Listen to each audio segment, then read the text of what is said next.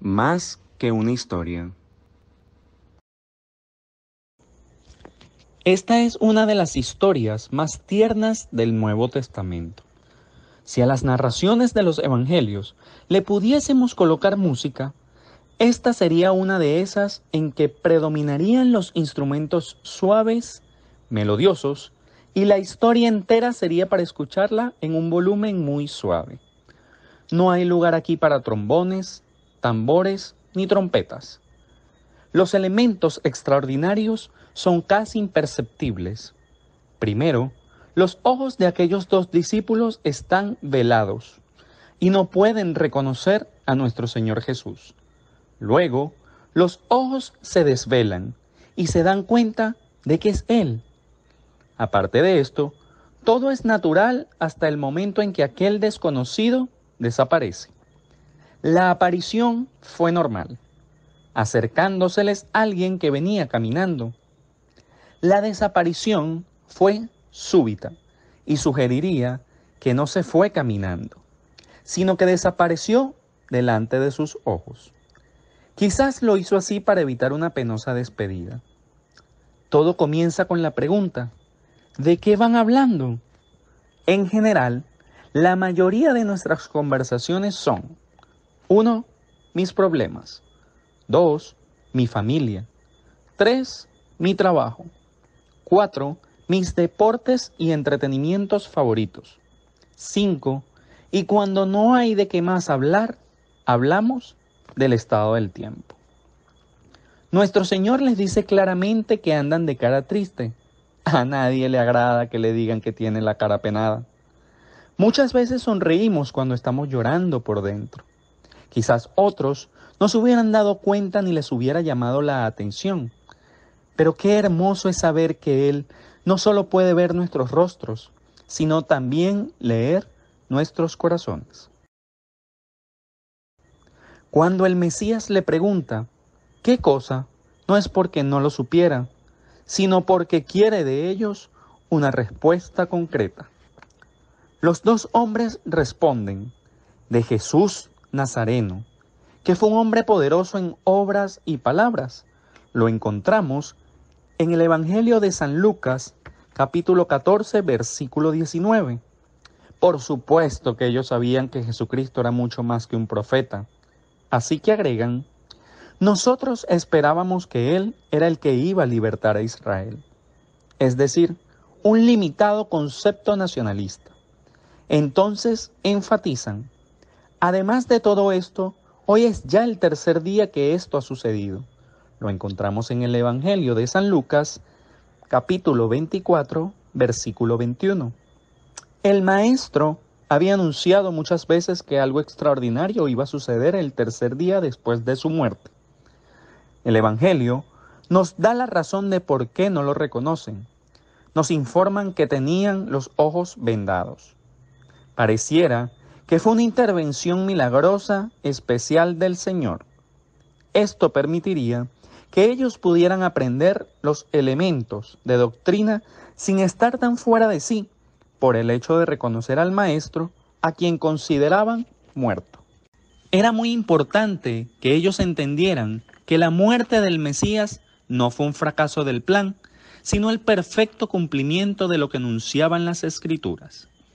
El énfasis de esta visita vino a ser la enseñanza de las Escrituras y no el reconocimiento físico del Salvador resucitado.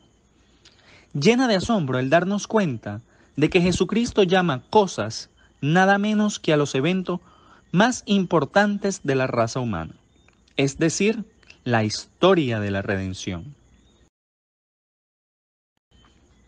A la pregunta del Maestro, ¿qué cosas?, la respuesta es interesante. Siendo discípulos podían haber empezado con la doctrina de la deidad de Cristo y de la salvación, pero no lo hacen. Ellos ignoran la base espiritual de este caminante. Le dicen lo suficiente para corresponder al interés de él. Notemos la secuencia de las informaciones que ellos ofrecen. 1. Algunas mujeres fueron al sepulcro. 2. No encontraron el cuerpo. 3. informan que vieron visión de los ángeles que dicen que Él vive. 4. De los nuestros, algunos fueron al sepulcro, pero a Él no lo vieron. Esto lo encontramos en el Evangelio de San Lucas, capítulo 24, versículo 24.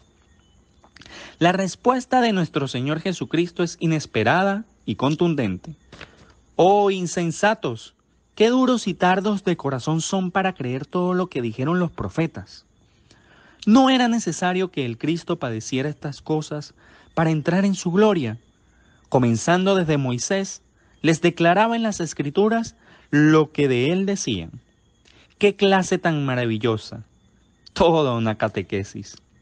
¿Cuántos versículos de las Escrituras podemos imaginarnos se abrieron de una manera que nunca se hubieran sospechado? ¿Cómo es posible que el Salmo 22 hablase de sus sufrimientos en la cruz con una precisión increíble? ¿Cómo es posible que Isaías nos diera tantos pormenores de su vida, su muerte y aún su glorificación? Comenzando desde Moisés, es decir, el Pentateuco, les declaraba en todas las Escrituras lo que él decía. Lo encontramos en el Evangelio de Lucas 24, versículo 27. ¡Qué precioso! Tomó el libro de Ruth, Daniel, los salmos, los profetas menores y los mayores, y les mostró cómo todos ellos hablaban de él. Luego leemos que él hizo como que iba a seguir adelante. En Lucas capítulo 24, versículo 28, no actuó fingiendo, como engañándoles, sino para provocar su invitación. El Señor quiere una respuesta afirmativa y definitiva de esos dos viajeros. Ellos le obligaron a quedarse. Me imagino el rostro de aquel forastero escuchando las palabras, «Quédate con nosotros». ¡Qué súplica! ¡Qué petición! ¡Qué aspiración!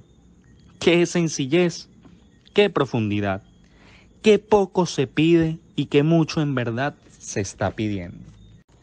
Aquel que conoce todo lo que hay en nuestro ser, sabe que esta no es una invitación de cortesía, es un deseo del alma de ellos de profundizar más en el conocimiento de aquel que fuera su maestro. El apóstol lo expresa, a fin de conocerle y el poder de su resurrección y la participación de sus padecimientos, llegando a ser semejante a él en su muerte. Lo encontramos en Filipenses capítulo 3, versículo 10. Nos deja asombrados cuando pensamos que es nada menos que el Rey y Creador del universo, quien se detiene a reposar en una morada sencilla con dos personas que ha encontrado en el camino. Sucede algo parecido cuando un amigo nos invita a almorzar y nos excusamos por muchos trabajos pendientes. Pero si la persona insiste, aceptamos.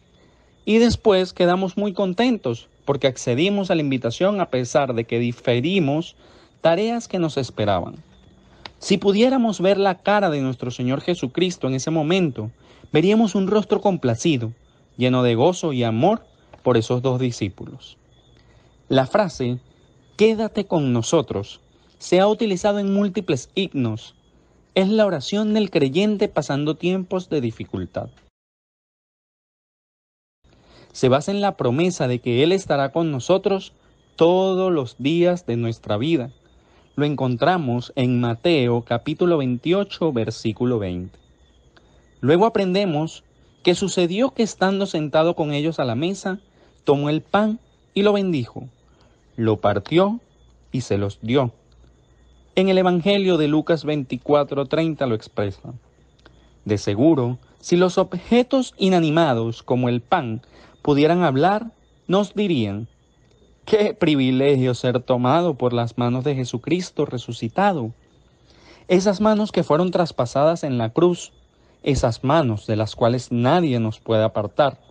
Lo encontramos en Juan capítulo 10, versículo 28. ¿Cómo podrían tomar del pan sin pensar en su significado como cuerpo del Cordero de Dios?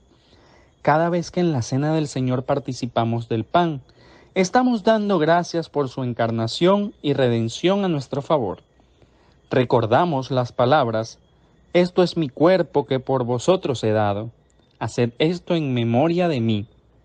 20. De la misma manera tomó la copa después de haber cenado, diciendo: Esta copa es el nuevo pacto en mi sangre, que es derramada por vosotros.